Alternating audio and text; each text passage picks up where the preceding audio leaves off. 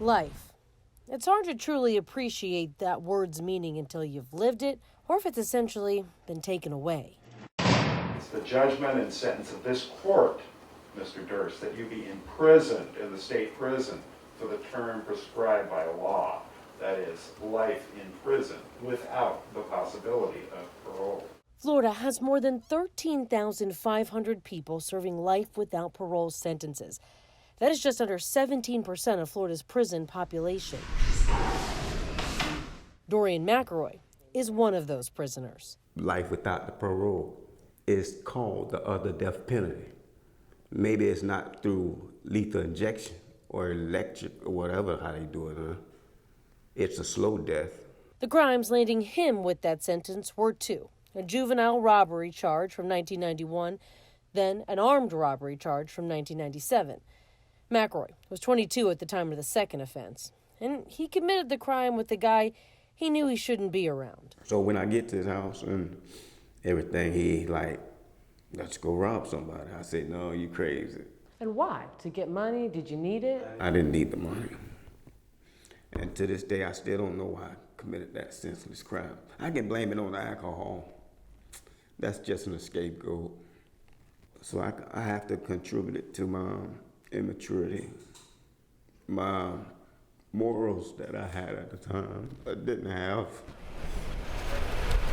Robbery and armed robbery are serious charges, for sure. But in McElroy's case, the victims were not physically hurt. McElroy does not contest his guilt and does admit, looking back, he was a danger to society.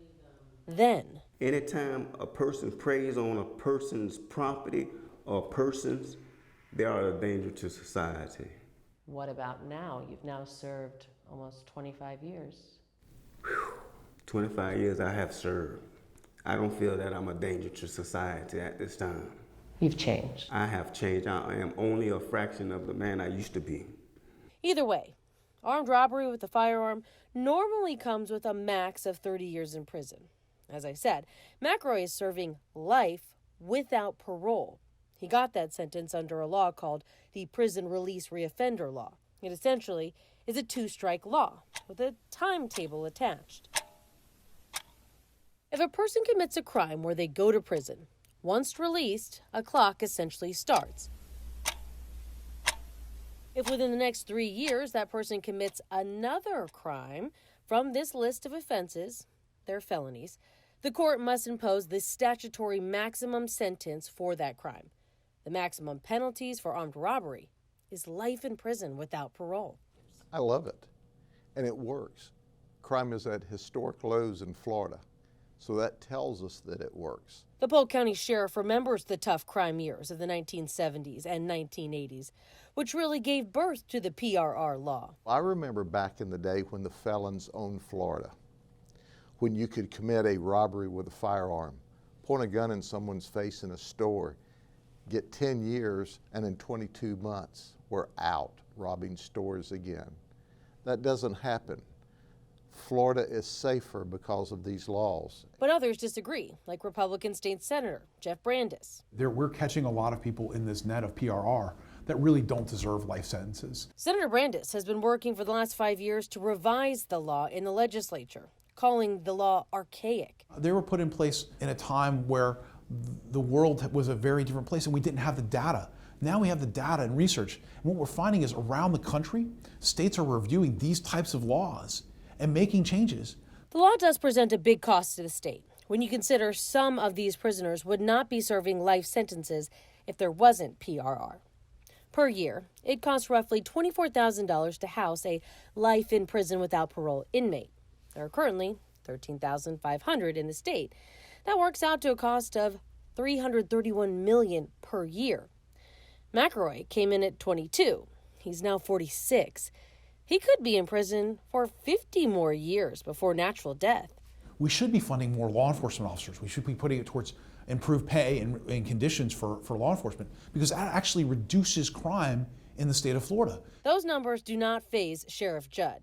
They cost us a whole lot more economically when they're on the streets stealing every day, and that's what prolific offenders do. Citing a study by the Florida Sheriff's Association looking into repeat offenders, it says in Florida, the recidivism rate is about 25% within 3 years of a state prisoner's release and jumps to 35% within 5 years. In fact, over 95% of all prisoners are repeat offenders. Before we had these laws, crime was like this. After we had these laws, crime is like this. Those that want to change this law fail to recognize that we have a very forgiving criminal justice system. It's clear Sheriff Judd is satisfied with the way things stand. But for those fighting for change, I asked, So how close are we to change? Well, I think we chip away at it every year. Is that a way of saying that we're not very close? Well, you never know. The thing is, criminal justice work is the hardest work you do in the legislature. the Marshall Project is highlighting PRR laws. Okay. Many mothers of those serving PRR sentences are fighting for change. Moms like McElroy's. I really don't think the crime fits the time. She, like many others, holds on to hope this law will come under the microscope. Gotta keep the faith.